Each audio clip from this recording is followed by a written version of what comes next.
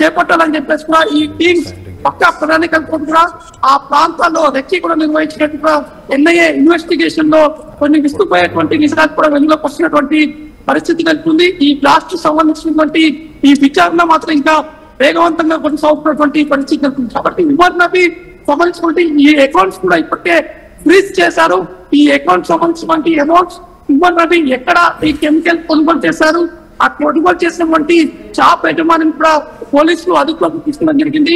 అక్కడ ఉన్నటువంటి CC footage కూడా పోలీసులు బాధకం చేసుకొని పూర్తి స్థాయిలో క్షుణ్ణంగా తనిఖీలు చేసినటువంటి పరిస్థితి. ఫరీదాబాద్ లో జరిగినటువంటి ఇదంతా ఈ స్కెచ్ అక్కడి నుంచి ఢిల్లీకి వచ్చేటువంటి మార్గంలో కూడా పోలీసులు ఇప్పటికే సేకరించారు.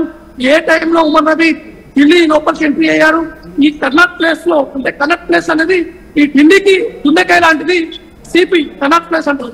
ఆ ప్రాంతాల్లో దాదాపు 2 రోజుల పాటు ఉమర్ నబీ ఆ కార్ లో కూడా ప్రయాణించినటువంటి సీసీటీవీలో స్పష్టంగా తెలుస్తుంది. కాబట్టి దాంతో పాటు ఎవరెవరు ఉన్నారో ఆ కార్ లో లేక ఎవరితో టచ్ లో ఉన్నారనే కోణంలో కూడా పోలీసులు పూర్తి స్థాయిలో దర్యాప్తు అనేది కూడా కొనసాగుతున్నటువంటి పరిస్థితి. కాబట్టి మొత్తానికి అయితే ఈ ఉమర్ నబీ సంబంధించినటువంటి ఫోన్ కాల్స్ తో పాటు పూర్తి స్థాయిలో సమాచారం కూడా సేకరించి వారిని పట్టుకునేందుకు ఢిల్లీ పోలీసులతో పాటు ఎన్ఐఏ సంబంధించినటువంటి బృందాలు కూడా అనేక బృందాలు కూడా ఏర్పాటు చేసి ఈ యొక్క దర్యాప్తు చేపట్టినటువంటి పరిణామాలు కనిపిస్తుంది.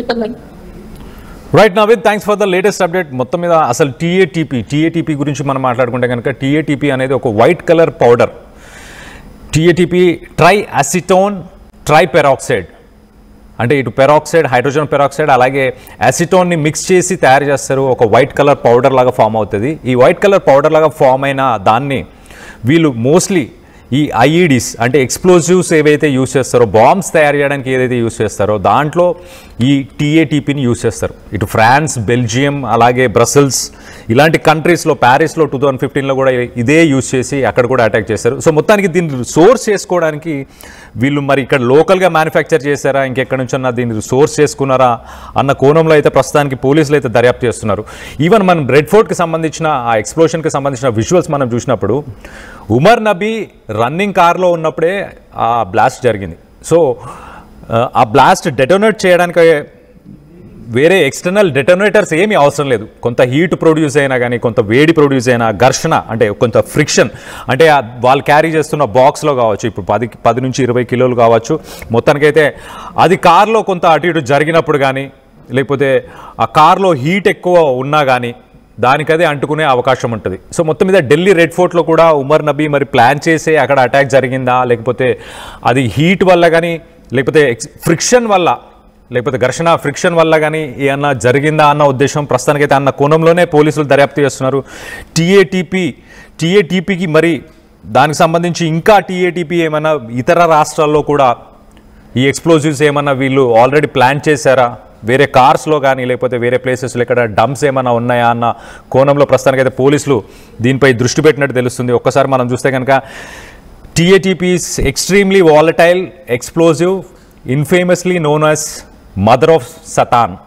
సో సైతాన్తో పోలుస్తున్నారు, సైతాన్కి ఒక తల్లిలాగా పోలుస్తున్నారు. అంటే అంత డిస్ట్రక్షన్ని, అంత వినాశనాన్ని ఇది చేసే అవకాశం ఉంటుంది. సో మొత్తం మీద try acetone tri peroxide can explode simply due to heat without any detonator, officials said, with forensic experts now trying to confirm if it was indeed TATP behind the deadly blast.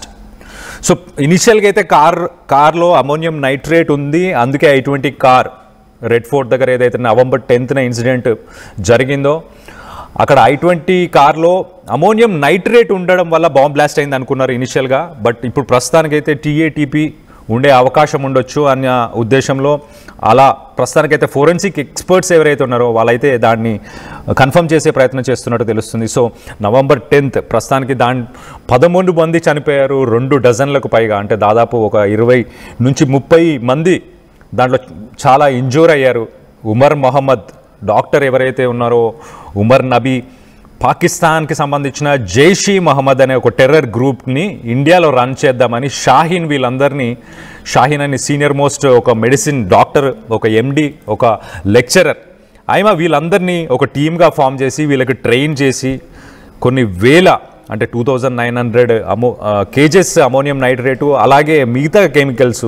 ఇటు గుజరాత్లో మనం చూస్తే ATS దగ్గర grenades దొరికాయి, కొన్ని bio వెపన్స్ని కూడా తయారు చేసే ప్లాన్ చేశారు. సో మొత్తం మీద ఈ ప్లాన్ అంతా జైష్-ఈ మొహమ్మద్ పాకిస్తాన్కి సంబంధించిన ఒక టెర్రరిస్ట్ ఆర్గనైజేషన్, అక్కడి నుంచి ఇండియాలో ఈ టెర్రర్ గ్రూప్ని రన్ చేసి దీనికి ఒక పేరు కూడా పెట్టారు, టీమ్ డి అని చెప్పేసి. ఆ టీమ్ డి అని పేరు పెట్టి ఇదంతా రన్ చేసే ప్రయత్నం చేశారు.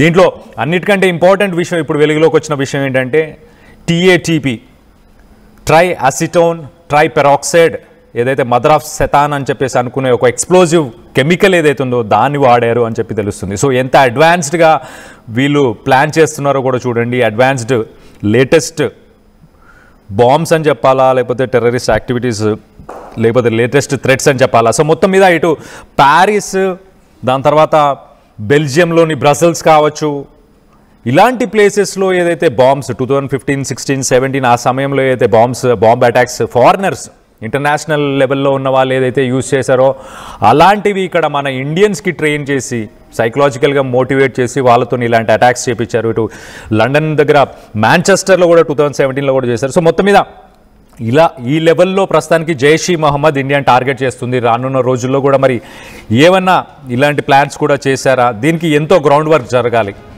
ఇటు గవర్నమెంట్ టెక్నాలజీ వైజ్ అన్ని రకాలుగా డెవలప్ అయినా కూడా ఇలాంటి వాటిని ఇంకా కంట్రోల్ చేయలేకపోతున్నారు. ఎందుకు అనంటే గ్రాస్ రూట్ లెవెల్లో వీళ్ళని ఎవరైతే మోటివేట్ చేస్తున్నారో, ఫేస్బుక్లో కనెక్ట్ అయ్యి కావచ్చు, వాట్సాప్లో కనెక్ట్ అయ్యి కావచ్చు, లేకపోతే ఇతర సోషల్ మీడియా గ్రూప్స్లో కావచ్చు, వీళ్ళని కనెక్ట్ చేసుకొని వీళ్ళని మోటివేట్ చేసి వీళ్ళని ఇలా టెర్రరిస్టులుగా మార్చే వ్యక్తులు ఏదైతే ఆ స్టేజ్ ఏదైతే ఉందో ఆ స్టేజ్లో నిర్మూలిస్తే తప్పించి ఇవన్నీ ఆగవని చెప్పి చాలా క్లియర్గా తెలుస్తుంది. సో మొత్తం మీద ఇటు పోలీస్ సిబ్బంది, అలాగే ఇటు ఆర్మీ కానీ, జమ్మూ అండ్ కాశ్మీర్కి సంబంధించి, అలాగే ఇతర రాష్ట్రాలకు సంబంధించిన వాళ్ళందరూ కూడా దీంట్లో ఇన్వాల్వ్ అయ్యారు. ప్రస్తుతానికి మొత్తం ఆరా తీసే ప్రయత్నం చేస్తున్నారు.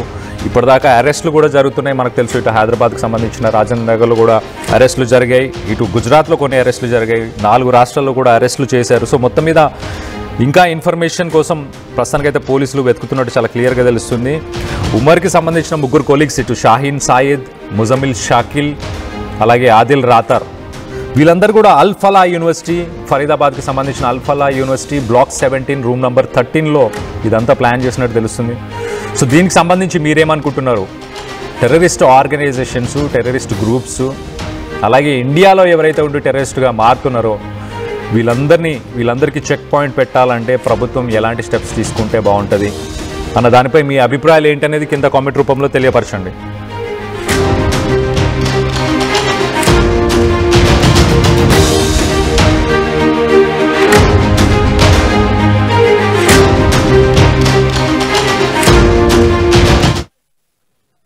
ఇల్లైనా ఫ్యాక్టరీ అయినా క్లినిక్ అయినా రూఫ్ ఉంటే safe. Truzon solar system install చేయండి. బిల్తో పాటు పీపీ తగ్గించండి. నువ్వు సూపర్ స్టార్ అయ్యా. Truzon solar power, super power. Local to global news at your fingertips. మీ చేతిలో ఒక ఆయుధం. Download R TV app. Media legend Ravi Prakash is back.